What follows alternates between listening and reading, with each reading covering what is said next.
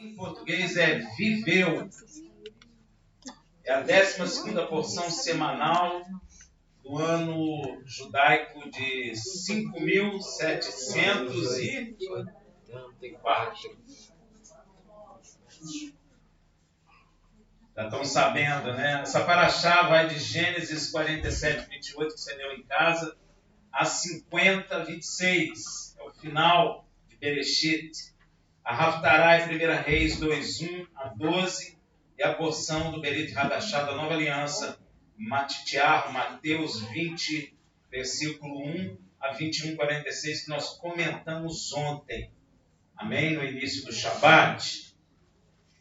Essa paraxá, ela vai encontrar Jacó e Yaakov, já com uma idade bem avançada, 147 anos de idade.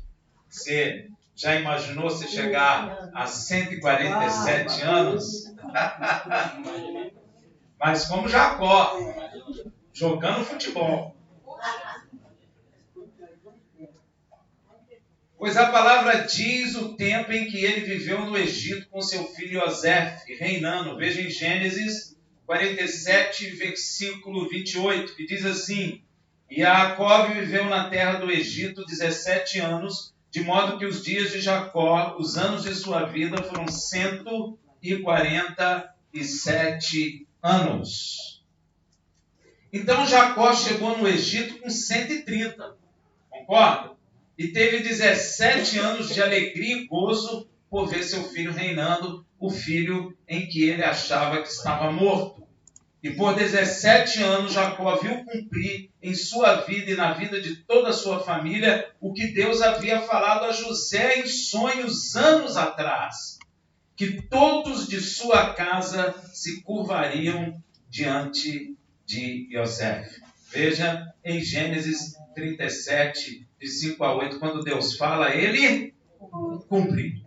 Olha lá, Gênesis 37, 5 a 8. José teve um sonho que contou a seus irmãos, por isso o odiaram ainda mais, pois ele lhes disse: ouve, peço-vos este sonho que tive.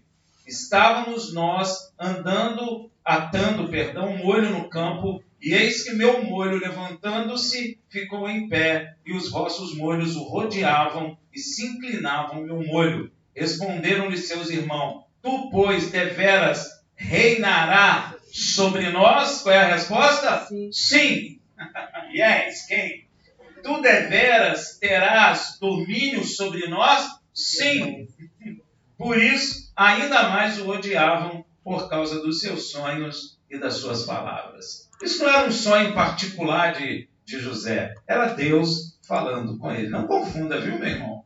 Não pensa que isso aqui era um sonho, uma aspiração de José. Não, é Deus falando com José. E quando Deus fala, ele, porque ele é zeloso da sua palavra. Se Deus te prometeu uma coisa, meu irmão, você pode ter certeza que ele há de cumprir. Elohim, quando promete, cumpre e nos dá tempo de vida para gozarmos de suas bênçãos. Porém, Yaakov chegou no fim de sua peregrinação na terra e chama todos os seus filhos em sua presença para profetizar. Então, Yaakov ainda ficou mais 17 anos vendo o seu filho reinar, né? E aproveitou bastante a bênção do Senhor. Mas o fim dele chegou, porque o fim de todo mundo chega. Chegou o fim dele. Então o que ele falou? Juntou todos os seus filhos, Gênesis 49, 1. Depois chamou Yaakov a seus filhos e disse: ajuntai-vos para que eu vos anuncie o que vos há de acontecer nos dias vindouros. E vai fazer o quê? Profetizar. Da cabeça dele, o próprio Deus falará por Yaakov. Eu disse que Yaakov ia revelar a palavra de Elohim para seus filhos, porque Yaakov, meu irmão, serviu o nosso Pai Celestial, Yud Rei Vav-Rei, acostume com o nome de Deus, por toda a sua vida. Está escrito em Amós 3,7. Certamente o Senhor, Yud Rei Vav-Rei, não fará coisa alguma sem ter revelado o seu segredo, os seus servos, os profetas. Então ele está chamando Jacó de quê? De profeta. E não sei se vocês sabem, já existe da parte do Senhor, um livro escrito para Israel, estabelecido por Deus. E veja o que vai acontecer nos últimos dias, que é depois até de nossos tempos. Veja em Isaías 2:2. Isso é para depois do nosso tempo, hein? Isaías 2:2. Acontecerá nos últimos dias que se firmará o monte da casa de Yud-Heh-Vav-Heh. Que monte da casa é esse? Hein? Será estabelecido como o mais alto dos montes e se elevará por cima dos outeiros e concorrerão a ele todas as nações. Já aconteceu isso? Mas vai acontecer. Amém? Então Jacó os manda juntar e ouvi-lo. Veja em Gênesis 49:2. Ajuntai-vos e ouvi, filhos de Jacó. Ouve a Israel, vosso pai. E como não poderia deixar de ser, Jacó começa por quem? Pelo primogênito. Veja em Gênesis 49:3. Rúben, tu és meu primogênito, minha força e as primícias do meu vigor, preeminente em dignidade e preeminente em poder. Preeminente, gente, significa uma pessoa que se sobressai, que se distingue por ser nobre em relação às outras. Porém, Jacó continua sobre Rúben em Gênesis 49:4. Descometido como a água, não reterás a preeminência, porque subiste ao leito de teu pai, então contaminaste. Sim, ele subiu a minha cama. Então Jacó está dizendo que o primogênito dele, a força do seu vigor, a alegria da sua vida é Rúben. Mas Rúben não reterá a primogenitura, porque ele pecou contra seu pai, contra Deus. Ele deitou na cama com a concubina de seu pai. Então ele não vai reter a primogenitura. Ele foi descometido como a água, que significa que ele não teve controle de si mesmo. Descomedido como a água. Qual é um dos dons do Espírito? É o quê? Domínio. Ele não tinha domínio próprio. Ele teve relação sexual com a concubina de seu pai. Ele não teve possibilidade de reter. Então ele perdeu o quê?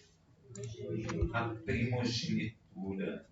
Ele perdeu a preeminência, a dignidade. Olha aí, Descometido como a água, não reterás a preeminência, porque subiste ao leito de teu pai, então contaminaste. Sim, ele subiu à minha cama. Se você prestar atenção, verá que a lei de Elohim está escrita no coração de Jacó. Rúben é filho de Leia, ou Lia, que alguns falam, esposa de Jacó, que Jacó não amava.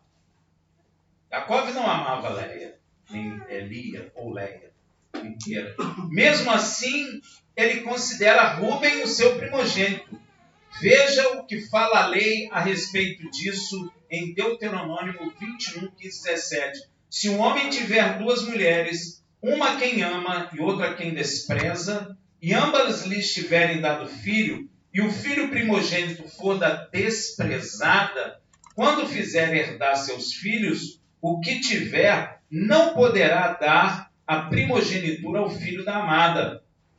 Está vendo? Preferindo ao filho da desprezada, que é o primogênito. Mas ao filho da aborrecida reconhecerá por primogênito, dando-lhe dobrada porção de tudo quanto tiver, porquanto ele é as primícias da sua força, o direito de primogenitura é dele.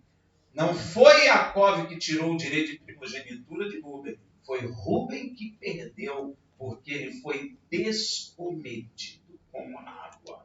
Não pôde reter. Se você não consegue se reter, se você não tem domínio próprio, você tem que parar, meu irmão. Porque isso é uma característica de quem tem o Espírito de Deus. É um dom do Espírito, né? Ser cometido para a glória de Deus. Domínio próprio. Porém, Rúben não conseguiu reter a primogenitura. Pois pecou contra seu pai. Veja em Gênesis 49:4. Descomedido com a má água, não reterás a preeminência, porque subiste ao leito de teu pai, então contaminaste. Sim, ele subiu a minha cama. Descomedido é adjetivo daquele que não possui moderação, desprovido de equilíbrio, não consegue reter a carne, não consegue deixar de ter relação sexual, não consegue parar. Esse é descomedido como a água, que demonstra inconveniência, que não sabe se comportar convenientemente, que não tem propósito. Assim era Rúben, por causa do descometimento, ele tem relação sexual com a concubina de seu pai. Veja em Gênesis 35, de 21 a 22. Então partiu Israel e estendeu a sua tenda além de Migdal-Eder. E aconteceu que, habitando Israel naquela terra, foi Rúben e deitou-se com Bila, concubina de seu pai. E Israel o soube, e eram 12 os filhos de Jacó. Aí ele perde a primogenitura. Por isso, a primogenitura vai para quem? Para Yosef, primeiro filho de Raquel. Para Simeão e Levi, Elohim proclama em Gênesis 49:5. Presta atenção. Simeão e Levi são irmãos. As suas espadas são instrumento de violência. Não pensa que Deus não sabe o que você está fazendo, não, porque Deus sabe. Amém? Elohim está condenando a traição de Simeão e Levi no caso de sua irmã Diná. Quando Diná saiu para ver as filhas da terra, e Siquém, filho de Amor, o Eveu, príncipe da terra, tomou-a e a deitou com ela e a humilhou, ele estuprou ela. Né? Tá certo? Não, está errado. Então, a alma de Siquém se apegou a Diná. Olha que loucura. Primeiro ele estuprou, depois ele amou. Que coisa louca, né? E o seu pai, Amor, pediu aos filhos de Jacó a Diná como esposa para seu filho Siquém. Porém, os filhos de Jacó falaram enganosamente a ele em Gênesis 34, de 13 a 15. Então, responderam os filhos de Jacó a Siquém e Amor, seu pai, enganosamente, e falaram porquanto havia violado a Diná, sua irmã, e disseram: não podemos fazer isso, dar a nossa irmã um homem não circuncidado, porque isso seria uma vergonha para nós. Nisso, porém, consentiremos a vós, se for de como nós, que circuncide todo homem entre vós. Então, eles estavam querendo o quê? Matá-los. Né? Porque circuncidar sem anestesia, você já imaginou a dor que não é? E o tempo que tem que ficar parado ali, com aquilo tudo inchado e doendo? Hein, gente? Então, eles estavam enganando eles. Vocês conhecem essa história, né? Amor aceitou a proposta e circuncidou-se a todos os homens de seu povo. E ao terceiro dia, os homens estavam doridos, feridos pela circuncisão. Simeão e Levi entraram na cidade e mataram a todos. Elohim não se agradou disso e disse aos dois irmãos em Gênesis 49:6: no seu concílio não entres, ó minha alma. Deus não está nesse negócio.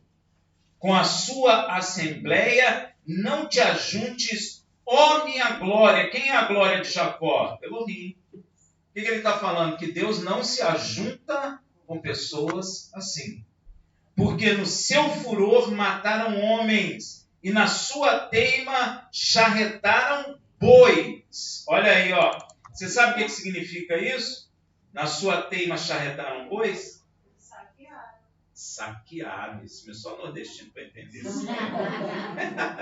É isso mesmo. é uma referência ao fato de que eles haviam tomado os bois dos homens de Siquém como despojo. Eles mataram os caras, foram lá e pegaram os bois. Na sua teimosia, Deus não se agradou nada disso. E Jacó continua em Gênesis 49:5. Maldito seu furor, porque era forte. Maldita sua ira, porque era cruel. Dividi-lo-eis em Jacó e os espalharei em Israel. Gente, Josué, quando dividiu a terra, separou os dois dentro de Canaã. Amém? Você pode ver lá, eles estão separados por causa dessa palavra. E Josué cumpriu este propósito, espalhando as duas tribos em Israel. Para Judá, Jacó diz em Gênesis 49:8, Judá, a ti te louvarão teus irmãos. A tua mão será sobre o pescoço dos teus inimigos. Diante de ti se prostrarão os filhos de seu pai. Não sei se vocês prestaram atenção nessa bênção. Prestaram? Isso é bênção de quê? Lê de novo, ó. Judá, a ti te louvarão teus irmãos. A tua mão será sobre o pescoço dos teus inimigos. Diante de ti prostrarão os filhos de teu pai. Isso é bênção de primogenitura. Teus irmãos se prostrarão diante dele.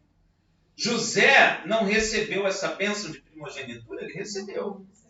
Não foi o sonho que nós lemos aqui? Agora, por que a primogenitura está caindo em Judá? Pois é, inclusive Yeshua vem de Judá. Yeshua não é o primogênito? Então, por que a primogenitura ficou em Judá? A resposta é simples. Rúben, o primogênito de Jacó, perde a primogenitura, pois contaminou a cama de seu pai. A primogenitura, então, vai para Yosef, primeiro filho de Jacó com Raquel. Porém,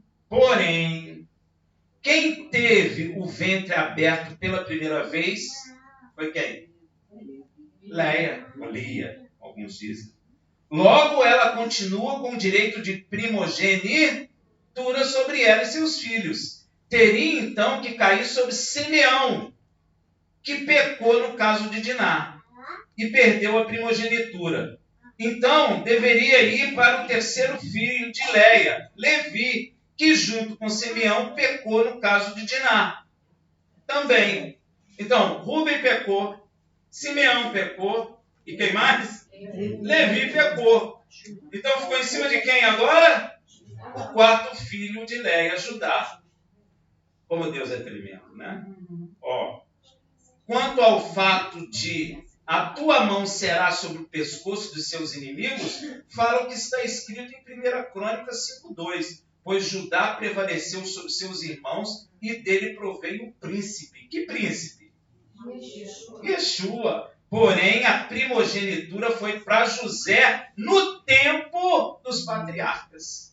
Mas depois que passou os patriarcas, a primogenitura volta para o direito de Leia.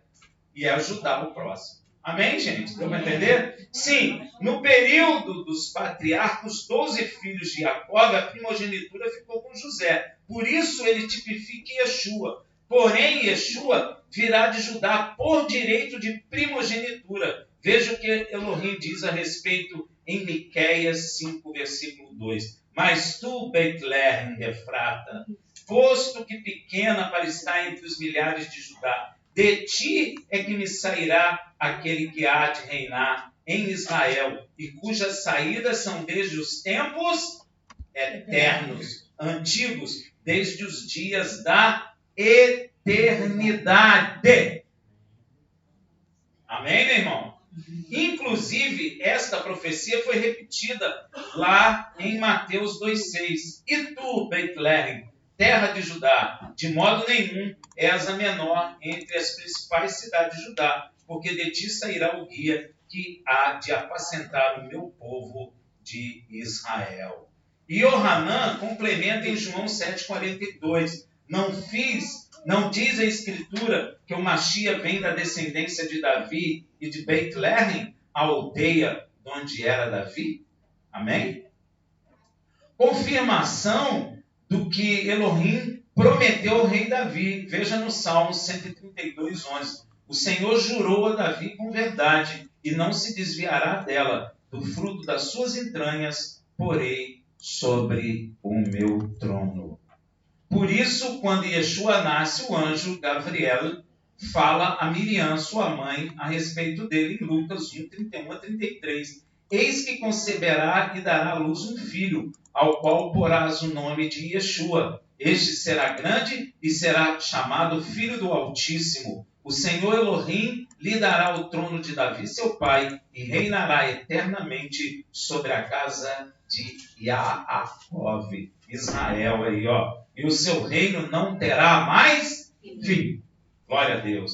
E Yaakov continua profetizando sobre Judá em Gênesis 49, 9. Ó.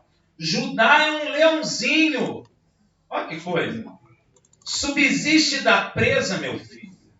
Ele se encurva e se deita como um leão e como uma leoa. Quem o despertará? Essa expressão, meu irmão, descreve a força e a coragem da tribo de Judá, que é comparada a um leãozinho que se levanta da sua presa que capturou. Não é à toa que Yeshua diz em Marcos 3, versículo 27, ninguém pode roubar os bens do valente, entrando-lhe em sua casa, se primeiro não malietar o valente, e então roubará a sua casa. Amém? É por isso que Yeshua fala isso. É por esta razão também que um dos anciãos diz a João sobre Yeshua em Apocalipse 5,5. E disse-me um dentre os anciãos, não chores, eis que o leão da tribo de Judá, a raiz de Davi, venceu para abrir o livro e romper os seus 7 selos. Agora, quem veio primeiro? Yeshua ou Davi? Como assim? Quem veio primeiro? Na terra? Yeshua ou Davi? E como é que Yeshua é a raiz de Davi? Hein? Olha o que está escrito, gente. Presta atenção na Bíblia, gente. Fica ligado, tá ligado? Ó, e disse-me um dentre os anciões, não chore, eis que o leão da tribo de Judá, a raiz de Davi. Quem veio primeiro na terra? Como assim? Davi, gente. E como que Davi veio primeiro e Yeshua é que é a raiz?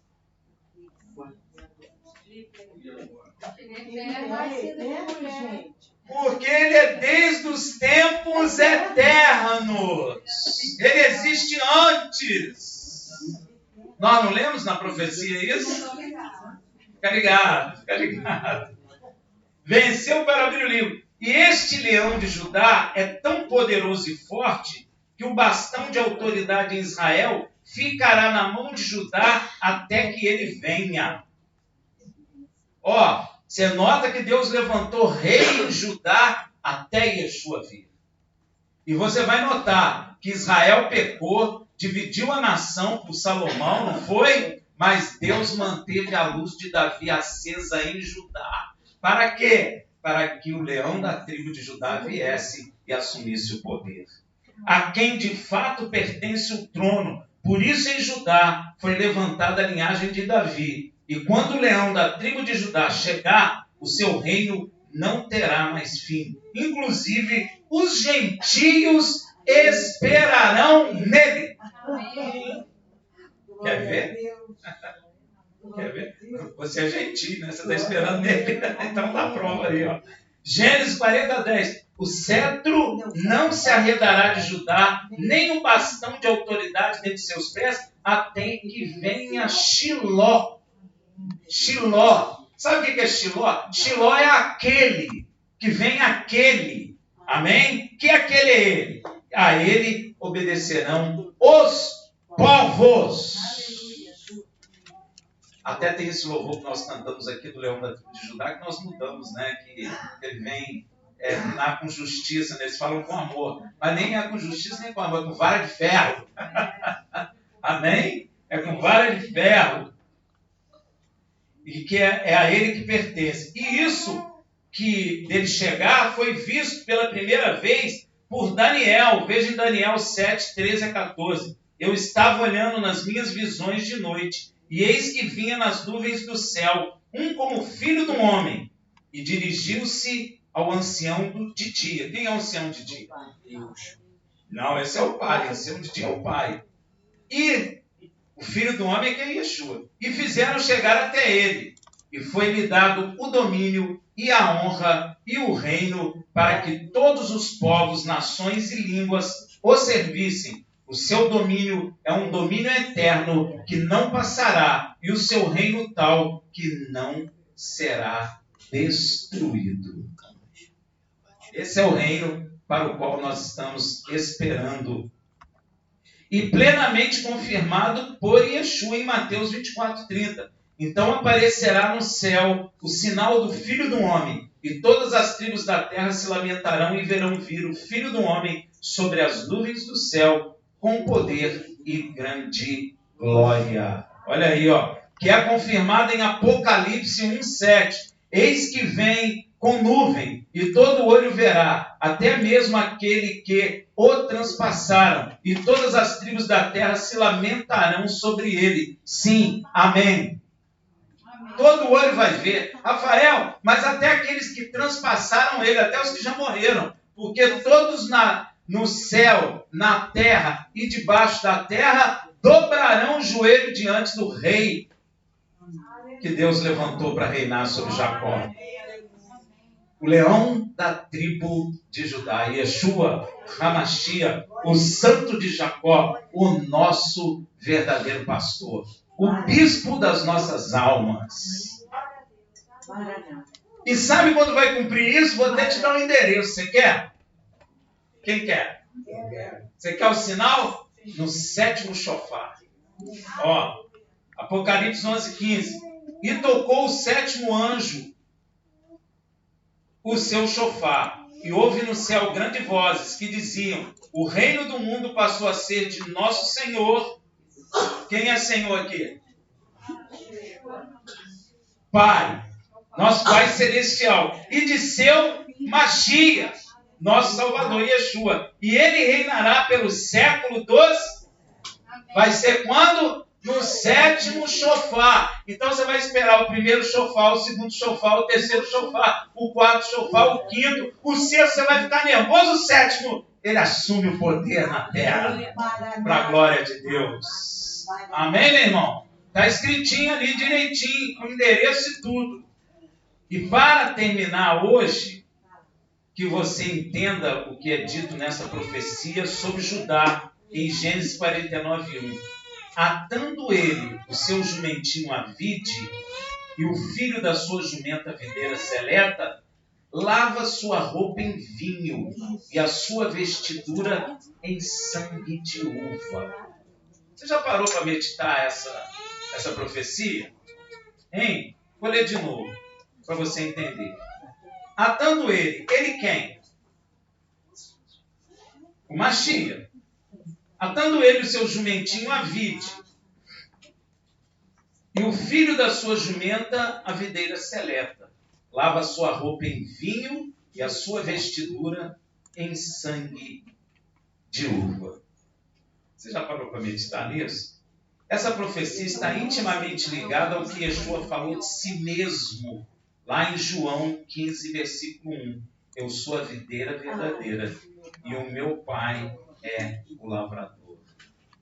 É por esta razão que no Pêssah, quando Yeshua levanta a taça da salvação, que é seu sangue, é um vinho, porque ele é a videira verdadeira.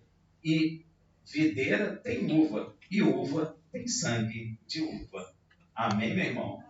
Por isso que ele diz lá em Lucas 22:20, semelhantemente tomou o cálice depois da ceia, dizendo: este cálice é um novo pacto no meu sangue que é derramado por vós. Isso está ligado a essa profecia que ele falou, né? Que atando ele o seu jumentinho a vide, e o filho da sua jumenta a videira seleta, lava suas roupas em vinho e a sua vestidura em sangue de uva. Por isso que quando nós, em Peça, tomamos a taça da salvação, é sangue de uva, porque videira tem uva e libera sangue de uva. Amém? O vinho é o sangue das uvas, e videira só pode derramar sangue de uva e lavar suas vestiduras em sangue de uva. Shabbat Shalom. Já fizemos Hazak. Hazak. Hazek. Então, está aí.